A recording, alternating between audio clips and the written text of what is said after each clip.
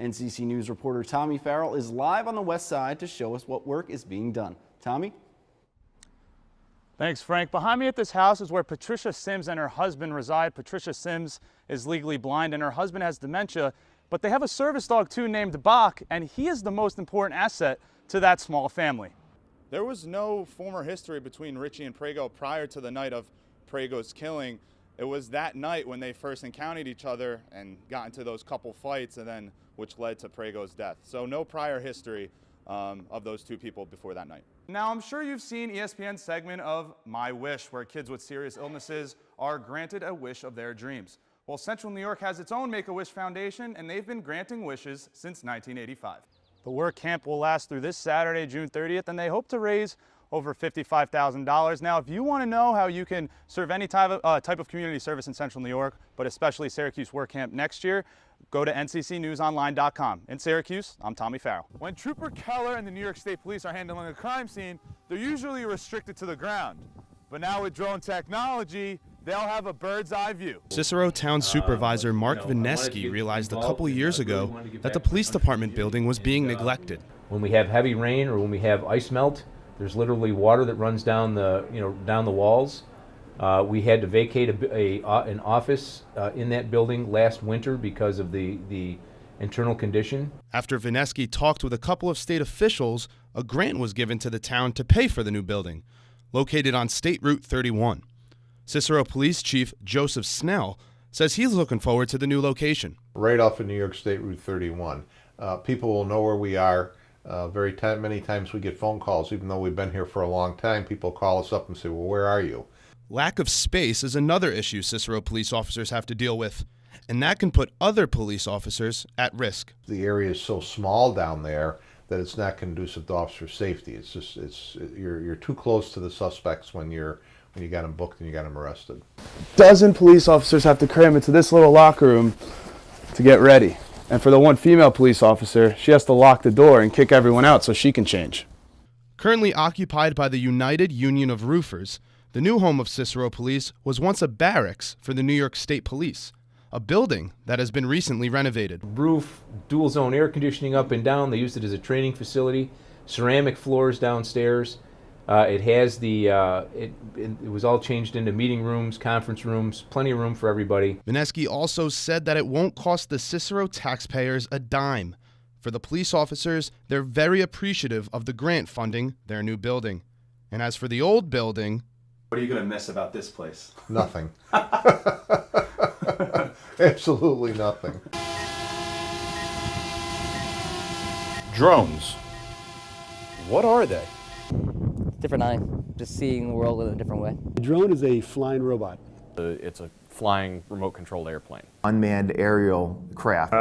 Unmanned aerial system. Christopher McCall is correct. A drone is an unmanned aerial system. Well, how do they work?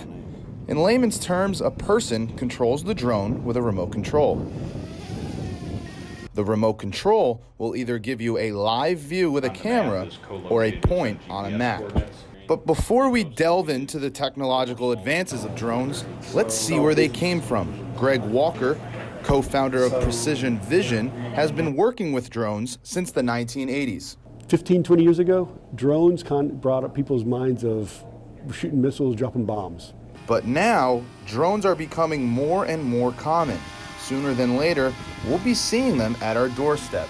Then all of a sudden Amazon says, we're going to start delivering packages. And overnight, the discussion stopped being about how can we protect your privacy, to how can we open up the airspace so these guys actually can, UPS and Amazon can deliver their goods. To make this easier to follow, Matthew Snyder, a co-founder of OmniMesh, compared drones to cars from the early 1900s. Nobody agreed on what color the traffic lights should be to govern the flow of cars through intersections, and you had accidents and fatalities and damage all the time because people couldn't agree on what the infrastructure was going to look like. That infrastructure is what Snyder and his company, OmniMesh, focus on. A wireless networking protocol that will help improve drone safety and security. Snyder hopes OmniMesh can serve as the traffic lights for drones in the air. Why is Central New York such a hub for drone innovation? Well, in August 2016, Governor Cuomo invested $5 million into the Central New York drone industry, stating in his announcement that this commitment and our partnership with regional stakeholders from Central New York will ensure that New York State continues to lead the way in the development of high-tech, job-creating industries. Only a few months ago, the New York State Police also incorporated drones into their everyday tasks. Someone at all times has a drone with them because it'll be utilized in a matter of moments if we need them as quickly as sometimes we need to get them to respond to that location. When Trooper Keller and the New York State Police are handling a crime scene, they're usually restricted to the ground.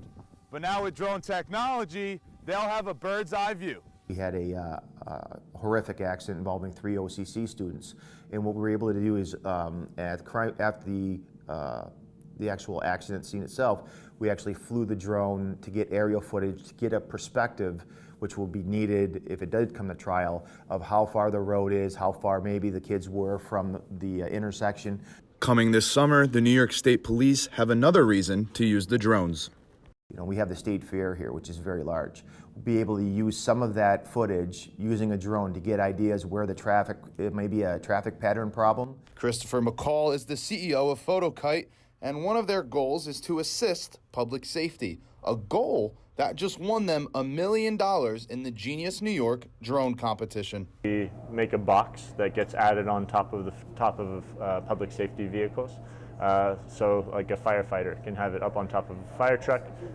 He or she pulls up to a emergency scene and pushes a single button, and up on top of the fire truck a box opens up and a tethered drone that we call a PhotoKite flies up and starts live streaming thermal video down to all the firefighters on the ground. So, whether it is creating mapping mechanisms with drones, or the wireless networking that connects drones, or even assisting with public safety, Central New York's drone innovation is really taking off and reaching new heights. Tommy Farrell, NCC News. Anxious, excited. Anxious and excited because Patricia Sims is getting a fence, but it's for her service dog, Bach. Patricia is legally blind and she takes care of her husband with dementia, but all she wanted was a fence so her dog can run around. He's a good dog and he needs to run around. He does a good job working. He's a good worker and he deserves relaxation. And to run around makes him feel good. I can tell by the way he treats me when he comes to me after he's ran a while. With the help of over 300 teenagers from 6 different states, Patricia and other residents in Central New York will get repairs to their home. But don't worry, the teenagers have help. There are over 70 adult volunteers as well. One teenager from Connecticut says he enjoys the hands-on part of volunteering. But after the first year, it really made me feel good about myself. Really, helping other people is just such a great thing. And what I find the best about it is, everyone could donate money to something, but when you're really out there physically helping someone, I think that's, there's nothing that's better than that. A work camp is an intensive 1-week trip that helps people grow in faith through community service. This week, the Central New York community will see home repair projects for the elderly, low-income, and disabled families.